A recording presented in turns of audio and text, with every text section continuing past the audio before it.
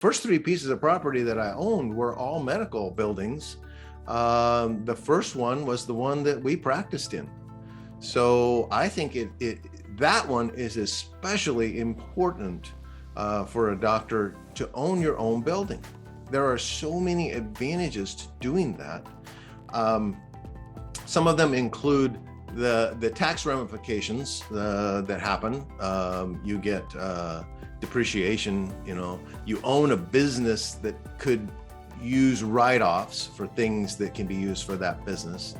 But the biggest thing for a physician is if you own your own business, you own your own building, and you set the rent high, then you are transferring some of your W-2 type income into passive real estate income. And it gets taxed better than earned income.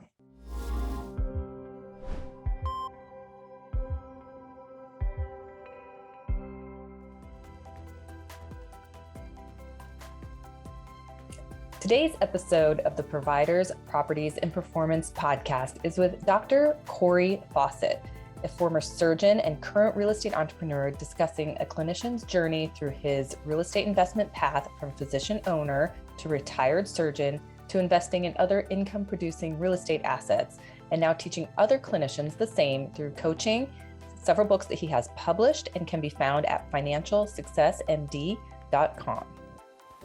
So, Cory, welcome to the Providers, Properties, and Performance podcast. Hey, thanks for having me. So you're a doctor, a former surgeon, teaching other physicians about entrepreneurism, financial management, and real estate investing. So what started you down this path? Well, I always have been a little different in how I handled my money compared to everyone else.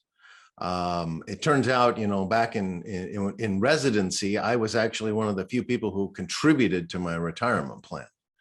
And I couldn't get other people to do that. And when I went to buy my first house, the banker actually said, is this stuff real? That I turned in everything to get pre-approved for a loan. And I said, well, yeah. And I'm thinking, man, he's not going to approve me. I don't make enough money or something's not right.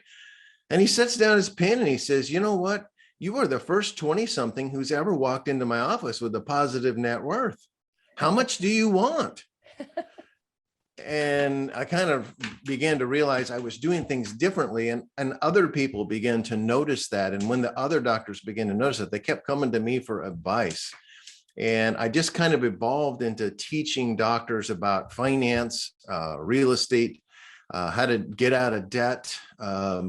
And those things just kind of kept expanding until finally, when I was ready to retire at age 50, I kind of cut back my practice for a few years and kind of coasted into retirement, easing things out, and then decided that my new mission in my retirement era was going to be to teach doctors this for real, and just make it a formal thing instead of, just talking over a patient during surgery or hanging out in the doctor's lounge. So I just kind of evolved from something that I did as a passion on the side to something that I actually get paid to do today.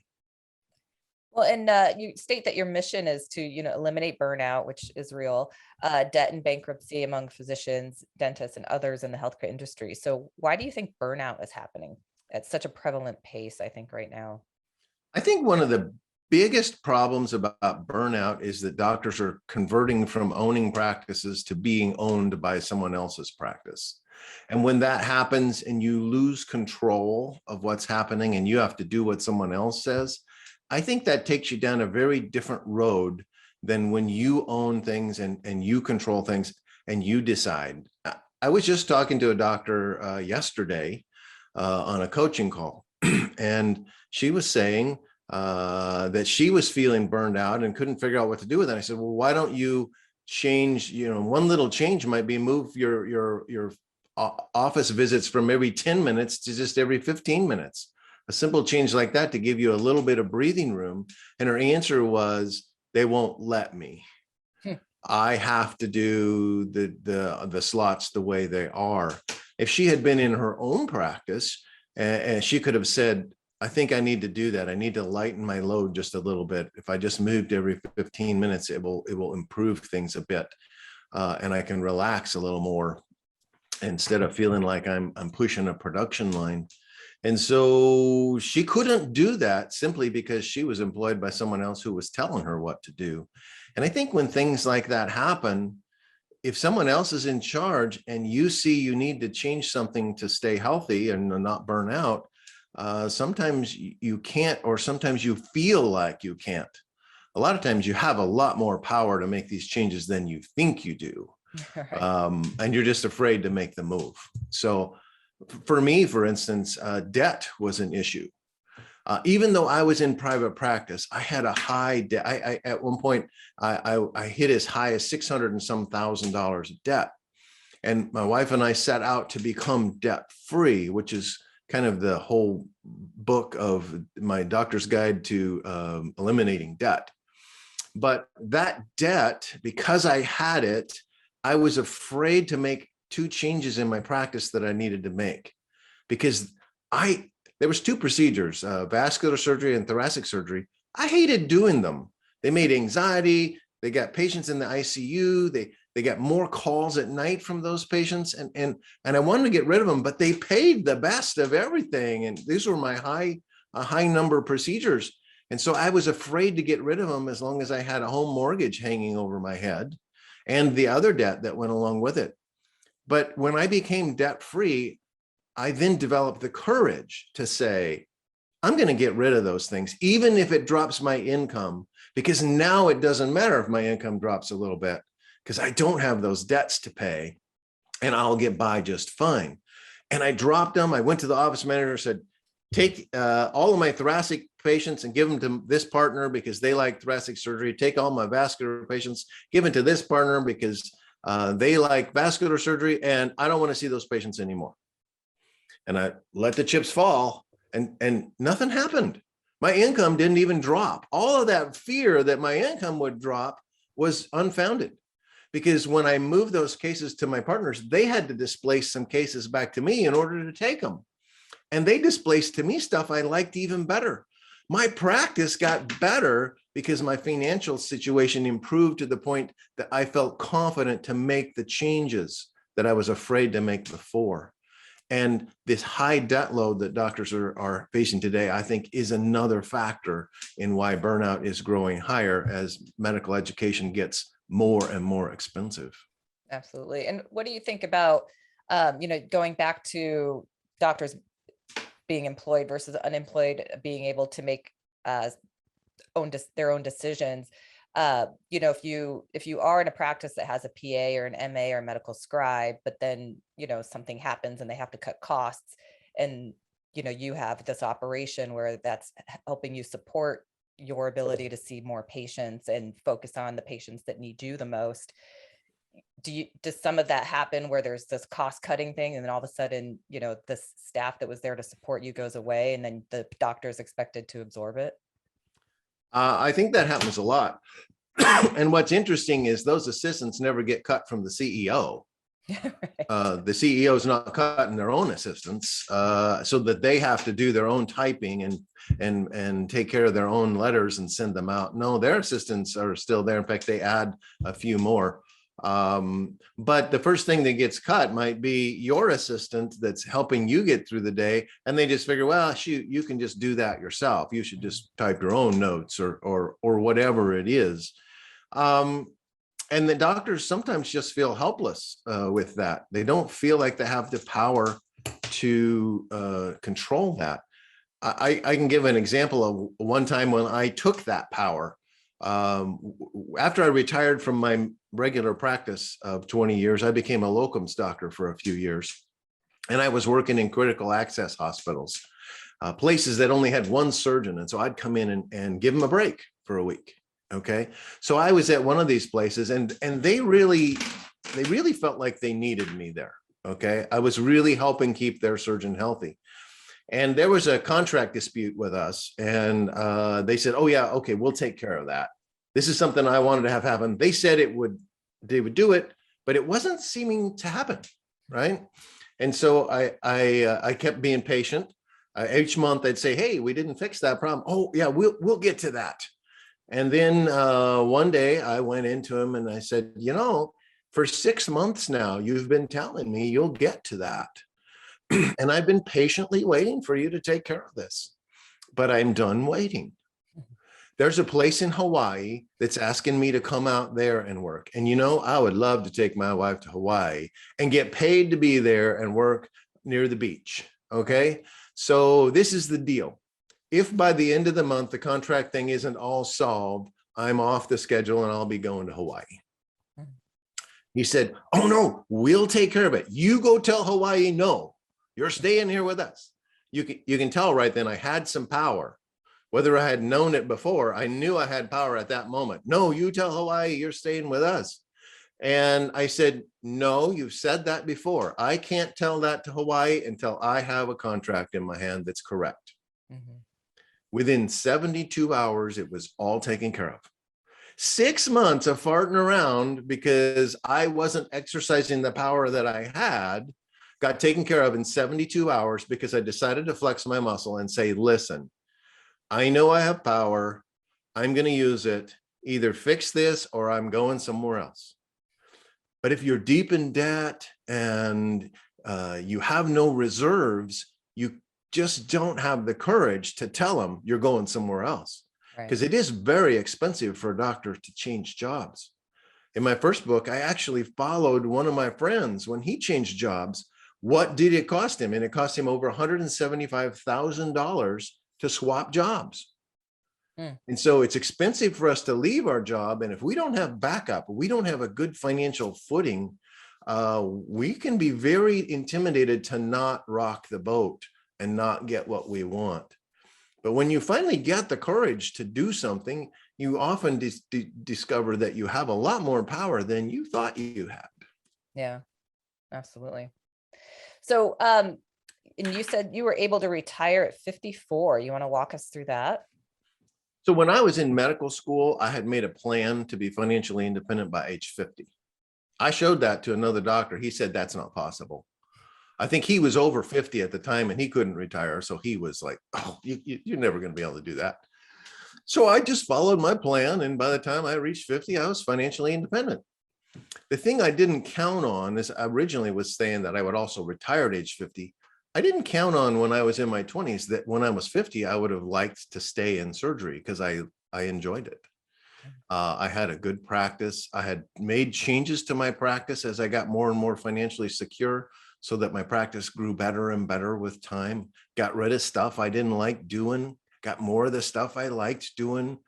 I took 8 to 12 weeks of vacation every year during my practice. So I had a nice thing going. This is a good job. It's fun. I enjoyed my patients. I enjoyed operating. So I wasn't prepared that when I did reach 50, I didn't want to retire.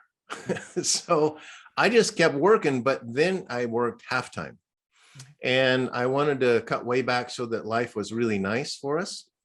But in my partnership, we didn't really have a half-time option. The way the contract was set up, the real problem was how we handled our overhead. And I would still be responsible for my share of the overhead, no matter how low I took my practice. And as my wife put it, if you work any less than this, you're going to be paying them to work. And that wasn't going to be good. So they weren't willing to make it different. So I had to retire from the practice and then became a locums doctor. And that allowed me to kind of slow down over time and ease into retirement. So I just didn't go from full-time surgeon to nothing. And I gently worked my way down until I actually got to the point where I was doing so few cases as it went down that I began to question what the next step was in a case. And I realized, oh man, this isn't going to bode well as I began to do this. I was losing my edge because I just wasn't doing enough.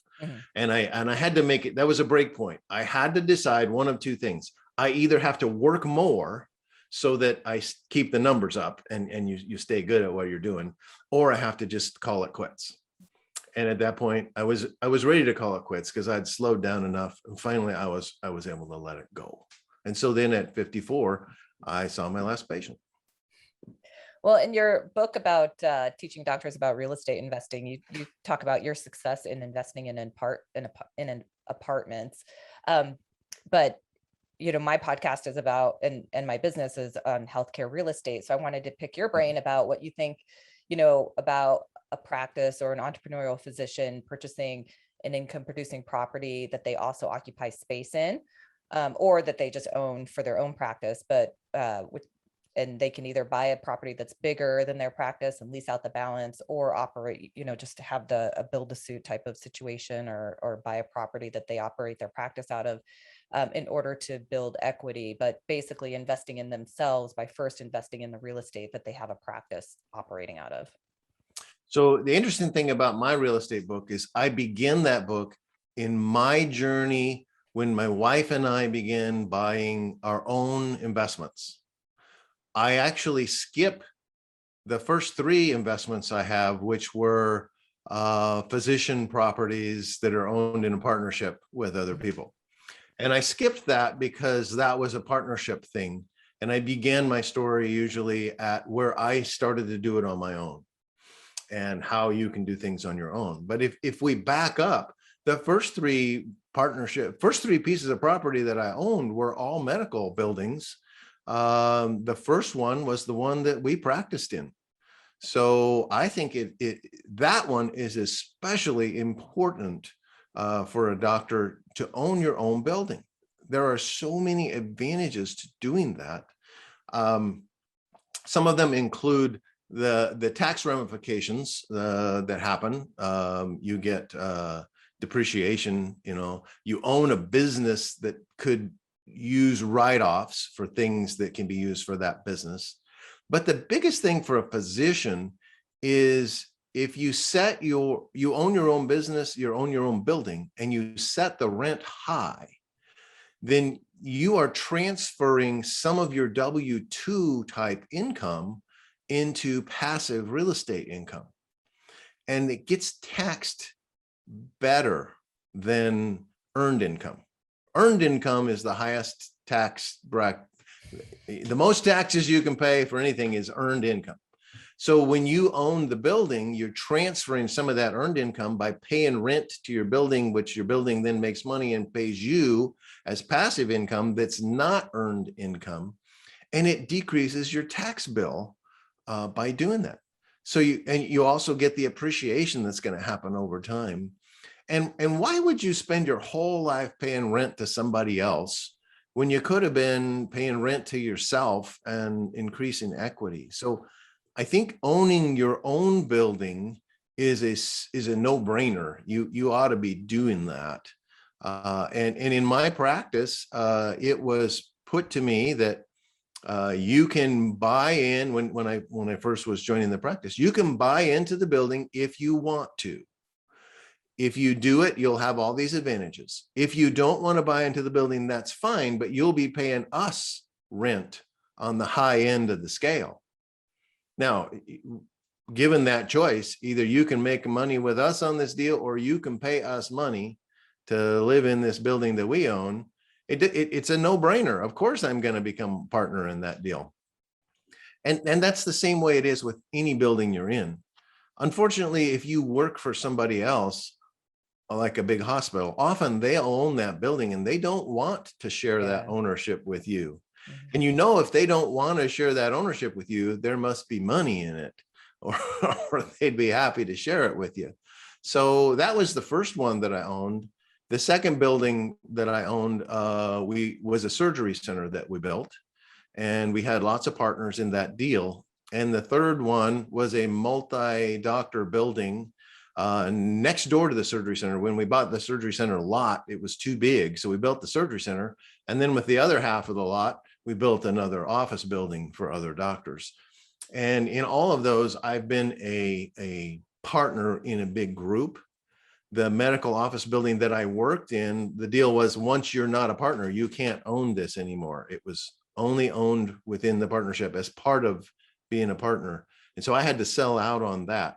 But I still own part of the other 2 buildings as a partner in the group.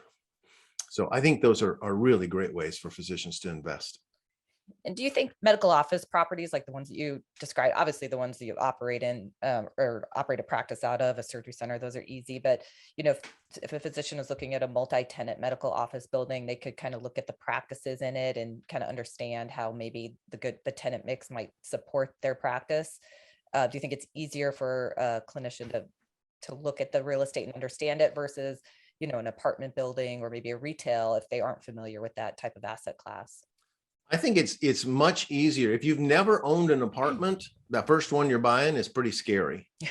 But usually you run an office, and so you're familiar with that. You already know what it's like to have an office and pay rent for an office and how it's taken care of. You're familiar with that already.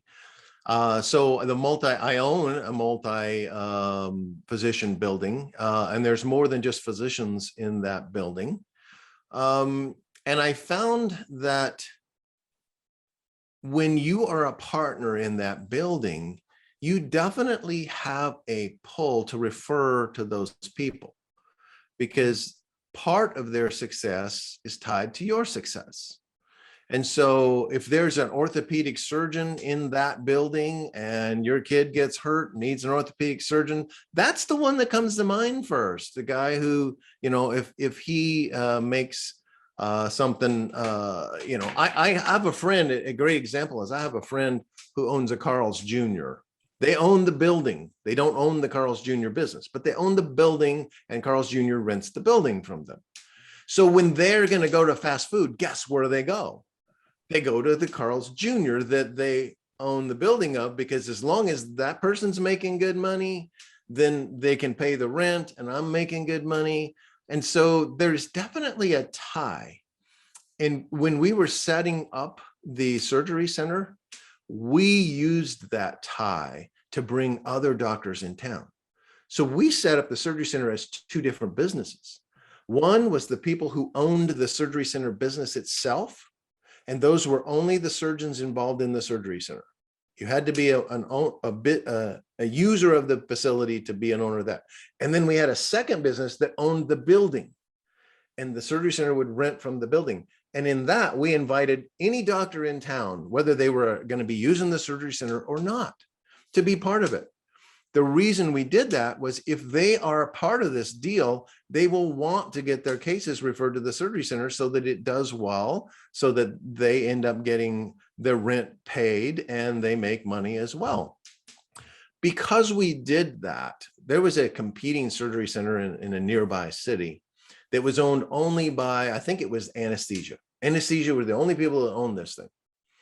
In our first year, by including everybody in town in the deal, in our first year, we outdid that other surgery center in their fifth year because everybody was included. Now, in that group, if only the anesthesiologists are going to benefit if we send it there, I don't have any real incentive to send you those patients. But if I'm going to get some kind of a benefit from doing this, I would be inclined to say, oh gosh, let's get it done over at the surgery center. It's just something that mentally we do if we're connected with something. And so I think, yeah, having a multi-office building with multiple different practices, and it will actually change your practice pattern and you'll involve those people more. What if you're a multi-physician practice, like you just explained, and you have some sort of rapid growth plan where instead of one surgery center and one medical office building, there's 3 different parts of town. It's a large city and you want to be able to open up 3 at a time. But obviously that's a huge capital investment. What is your thought of, people that are familiar with the asset class and familiar with doing joint ventures with a physician group, accessing those for capital in order to expand quickly? We actually did that with the multi-office building because we didn't get enough capital from the doctors that are in the area. So we opened it up to other people as well. I think my preference is to not have partners because partners add complication. But sometimes you can't make the deal happen on your own, and you need to bring in somebody to help you with the deal. Like when we were doing the surgery center, I mean, you think about the anesthesia people, they didn't have extra partners. So it was less complicated, but they didn't make as much money because they didn't have as much business because it didn't involve other people. So I think there will be times in your life where you have a project that you want to do, but you personally don't have enough resources to do the whole thing by yourself. And then strategically pulling in some partners from elsewhere, I think may be the only way you can do it, and you'll then still succeed at what you do. So I'm involved in those as well, and I think they are a good idea. Well, let's discuss managing real estate for physicians that are always busy. You talked about how in the first year you owned your first investment, you did it yourself in order to figure out which parts that you didn't like. So please share the parts of managing and what you learned that first year to find out what you didn't like and what you like and what you don't. So when we ventured into it, we said we would do everything for 12 months. My wife and I and the kids would do everything involved in the 31 unit apartment complex for 12 months. It was not that big a deal to do that as a full-time surgeon. And my wife was a stay-home mom. After the 12 months, then we decided to farm out things. And we knew, because we've done the job ourselves, exactly what it takes. So it was easier for us to understand what those people needed and what it was worth paying for those services. And so we automated everything and farmed out all the pieces. So for the next about 12 years, I was the manager of the properties. And I took care of them for about 10 hours a month. It's about what it took me to take care of the properties. And I did keep a few things that I enjoyed doing. I enjoyed picking the tenants. I mean, they're going to be in my place. I enjoyed meeting them. I enjoyed picking them out and deciding which tenants are going to be there. A lot of doctors want like some big wall to make them invisible, so nobody knows that they own the place. And I got this LLC and some other name, and no one will ever see me, and they'll never know a doctor owns a place, as if somehow that was a big detriment if they knew a doctor owned the place. I think it's only a detriment if you're a slumlord and you have a crappy place there and people don't like it and they're complaining about you. Then you're going to get a bad reputation as a doctor, But if you're going to take the place seriously and treat these people well and provide them good housing, there is not a problem with them knowing that the doctor owns a place. I even got patients because they knew I was their landlord and I was a good guy. And so they would come to me instead of someone else when they needed something done. So I enjoyed that part. And so I kept that part, but farmed everything out. And people got to asking me so many times, how do you do that? How can you manage? It seems to me like managing one place feels like a second job to me. And you're managing 65 rental units and it's only 10 hours a month. How do you do that? I ended up developing a course on automating your real estate to keep answering that question instead of having to start over from scratch and tell somebody, okay, here's how I did it. But it's just a matter of making systems, just like in your doctor's office. I like to tell the doctor, think about your own office, whether you're employed or you own the place. Do you answer the phone when the phone rings? If you need somebody scheduled for something, are you the one on the phone trying to figure out when that's going to happen? Are you on the phone with the insurance companies? Do you log the blood pressure into the chart? I mean, you don't do everything in your office. You have things automated. Everybody knows when someone walks in the door, this is what happens. Okay. So why is it when we suddenly get involved in a piece of real estate, we think that we have to do everything? I have to answer the phone. If there's a leak, they have to call me on my private cell phone line. You don't do that in your office. You don't give your patients out your private cell phone line and say, just call me if you have anything, your schedule doesn't work out or you have to change your appointment, just call me. Yeah, you don't do that in your office. So you shouldn't do that with any other business that you're involved in, including your real estate. You should be automating everything that can be automated. And then if there is a part you like doing, you can do that. So I did that for 12 years. But then I retired. My original plan would be when I retired, I would pick up more of those things and I would do more things instead of hiring them out. Like I'll do the painting instead of hiring a painter. I'll save me $2,000 every time we turn over a unit. And that was my plan. The problem was when I actually retired, we started traveling and we were gone more than 50% of the time.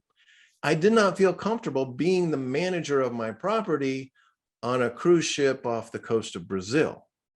That just didn't set right with me. It didn't feel like I could provide the service that was needed. And so I actually completely automated everything and turned everything over to a property manager. A time when I thought I would increase how much I was doing, I actually decreased how much I was doing to where now I do almost zero with the properties that I own. The property management company takes care of everything, and I can just tool around the world wherever I want.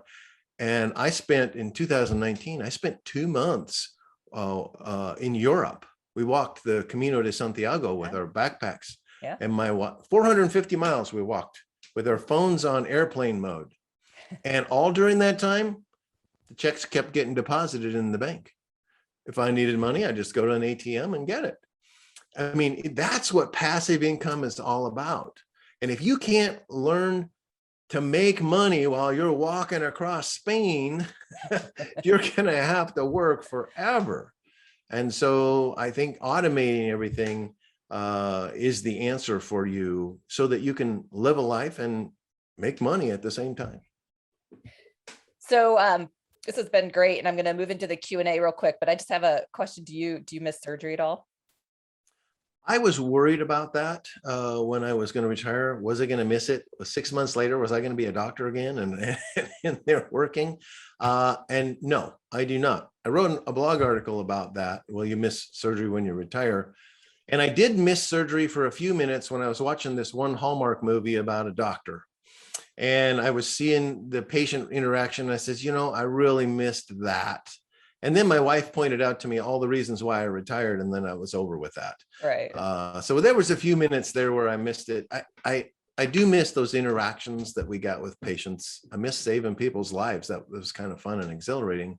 But in the balance, I haven't missed it. I can't imagine going back to that life again as a trauma surgeon. That's pretty hectic life. And I enjoy this relaxed retirement kind now.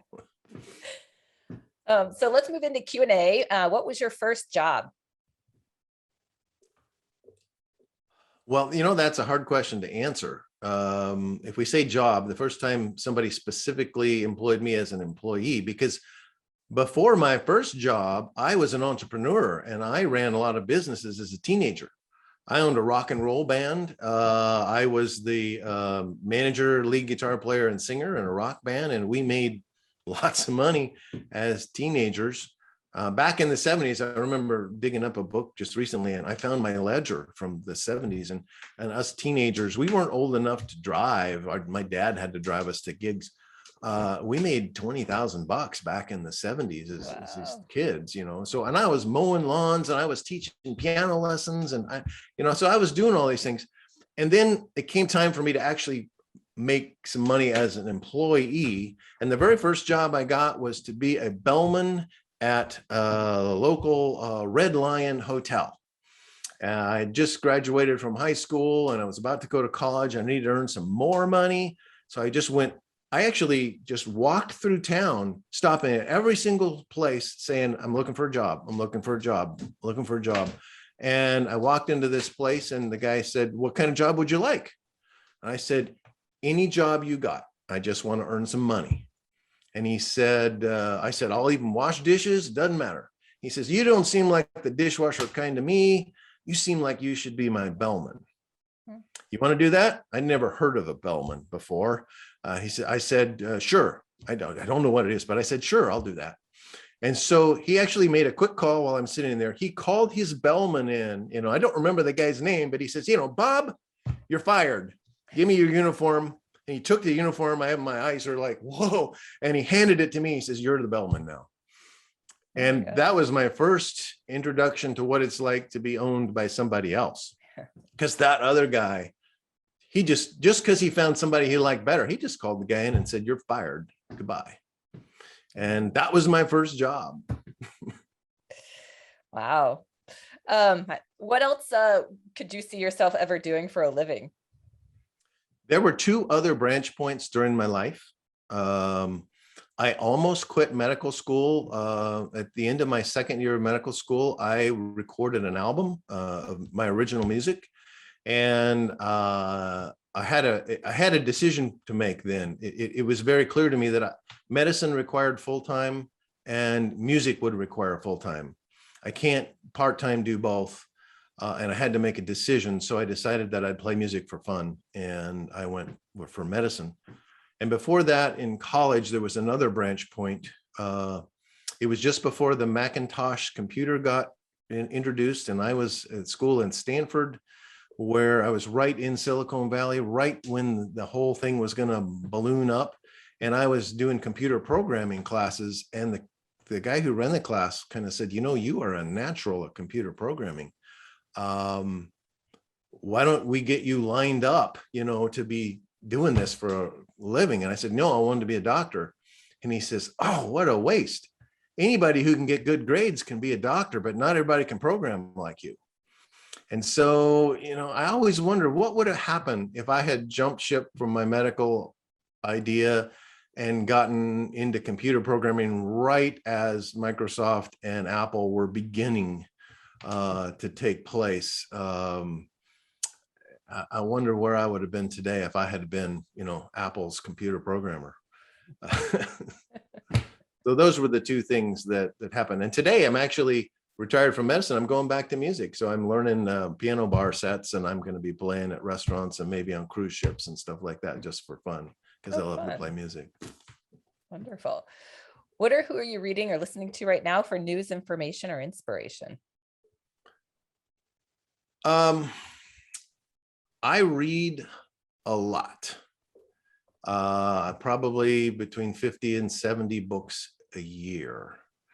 And it's funny what I read. When we first retired, we realized, we're going to be reading a lot. So we were going to garage sales and buying books, because I could buy a whole box of books for 25 cents or $1. So I've got this attic full of books now. I kind of overdid it. And so when I kind of go back and forth between a self-help kind of book to learn something to make me better, and a book that is just for fun, just a novel. So I love, science fiction, fantasy type novels. And so I'll go kind of back and forth between those. And I'm right in the middle of Men Are From Mars and Women Are From Venus, to a book I had read in the past, just to remember some relationship things to keep my relationship alive as well. Oh, that's nice. What is one thing you do every day for healthy self-care?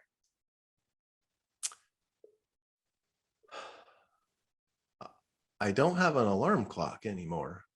And so I get to sleep in now until I'm done sleeping. So I think that is a big change. When I retired from medicine, I always thought that I was a night owl. I love, playing music late at night. I can play a gig till 2 a.m, drive home, but I hated getting up in the morning. I wanted to sleep in. And every Saturday during my practicing years, I always slept in a couple hours later than my wife. Then I retired. And within a couple of months, I was always waking up a couple of hours before my wife. And I find out I wasn't really a night owl. It's just that I was perpetually tired, and I needed some extra sleep in the morning. And when I retired and got all the sleep I needed, I began waking up earlier. And it took me a couple of months actually to be caught up on sleep from the sleep deprivation I had as a surgeon. So trying to get enough sleep is probably the biggest health habit I have. So I have two questions, but typically one's for a clinician and then one's for a business owner, but you're both. So I'll start with, are leaders born or trained? I think it's a little of both. I think you have, you are born with some kind of an inclination of whether you like to lead or you like to follow, which one of those is your preferred mode. But then if you want to become a good leader, you're going to have to train for that. You're not born with the skills that it takes to be a leader. You might have been born with the desire to lead rather than follow, but you're going to have a little both, the desire that you were born with and the knowledge that you picked up. Well, that might be the same answer to the question I ask clinicians, do you think people are born with like obviously a desire to heal and then medically trained, or, are some people more naturally gifted to do that? Well, I think the reason I'm a doctor is because my grandfather, who was a millwright. When I was a little kid, my grandfather used to read me this book called Dr. Goat. And it was about about a goat who goes around and heals everybody. And then one day he gets sick, and then all of the animals come back and take care of the doctor. And at the end, it says, and the very next day he was on his way. 3 cheers for Dr. Goat. But when I was like 2 or 3, that book was totally memorized. We had read it so many times sitting in his lap. And he used to put on a show like that. People would come over and says, oh yeah, well, what can this little kid do? He says, well, he can read. And it was like, there's no way that little kid can read.